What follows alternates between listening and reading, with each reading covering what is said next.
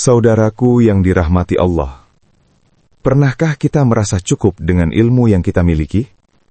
Merasa sudah tahu, sudah paham, lalu berhenti belajar? Padahal, para sahabat Nabi, orang-orang yang paling dekat dengan wahyu, justru tidak pernah merasa kenyang dengan ilmu. Semakin mereka tahu, semakin mereka merasa belum tahu apa-apa. Mengapa bisa begitu?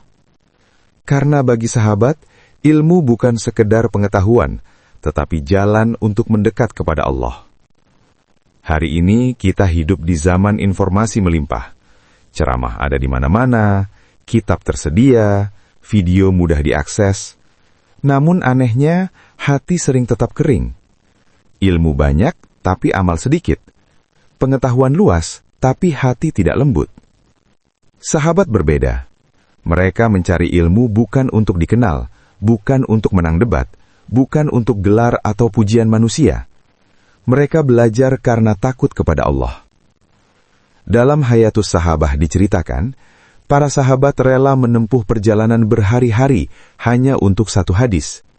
Bukan karena hadis itu langka, tetapi karena mereka ingin memastikan kebenaran, adab, dan keberkahan ilmu tersebut. Abu Darda radhiyallahu anhu berkata, "Aku mempelajari satu ayat dan mengamalkannya lebih aku cintai daripada menghafal 100 ayat tanpa diamalkan." Inilah kunci mereka. Ilmu langsung turun ke hati, lalu hidup dalam amal. Sahabat tidak pernah berkata, "Aku sudah cukup." Yang ada di hati mereka justru, apakah Allah sudah ridho dengan ilmuku? Semakin mereka belajar, semakin mereka sadar betapa luasnya ilmu Allah.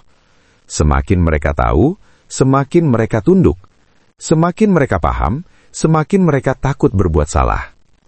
Karena itu, belajar bagi sahabat bukan fase hidup, melainkan nafas kehidupan. Bahkan di usia tua, di medan jihad, di saat sakit, mereka tetap bertanya, mendengar, dan menghafal. Ilmu bagi mereka adalah cahaya.